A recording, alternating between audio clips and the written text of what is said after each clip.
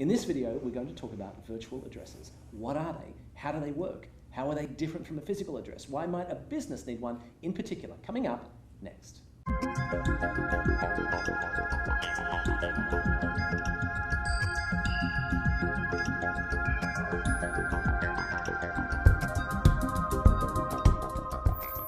G'day, Brandon. Thank you so much for helping me with this. My understanding is you run an association of people who are in the virtual address space. I am.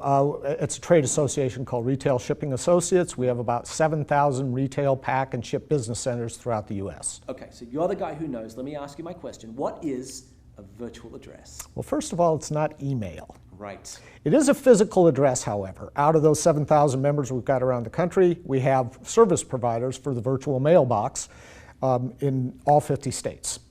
But it is a physical address. It's staffed by professionals that actually handle mail and packages. So we're talking about one of those pack and ship stores I see when I'm driving around. Precisely. Okay, good. So why is a virtual address such an important thing, particularly for a business? Well, think of the cost to open a business and to support an office. The expense there can be huge. Yep. With a virtual mailbox, it's a pure fraction of that. But importantly, if you're expanding a business, you may need a presence in a specific city or state. Right. And with a virtual mailbox, it allows you to establish a physical street address presence in that city or state. So this isn't a post office box, because you can't establish a business based around one of this. This is a real address. Absolutely. A P.O. box at the post office is actually a P.O. box. These are private mailboxes at private businesses, staffed and operated by business owners. Okay, this makes a lot of sense. As a business owner, this makes sense to me. Now, let's say I'm outside America. Let's say I'm in Australia, which is where I come from. What if I would need to create a virtual USA address?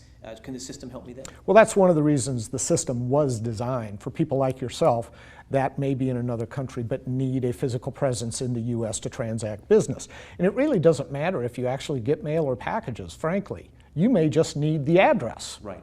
Right, just for the documentation. Absolutely. All right, so how do I get one of these virtual addresses? Well, you go to ipostal1.com and you find the service provider in the city or the state that you need that presence. So I can pick where I want to be. You can pick anywhere you want to be.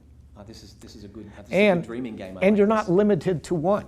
Many business owners have multiple addresses because they need presence in certain states around the U.S. All right, this makes a lot of sense. So if I need a virtual address, if I want to start, so to speak, a business in New York and LA, this is going to be a really good way to do that.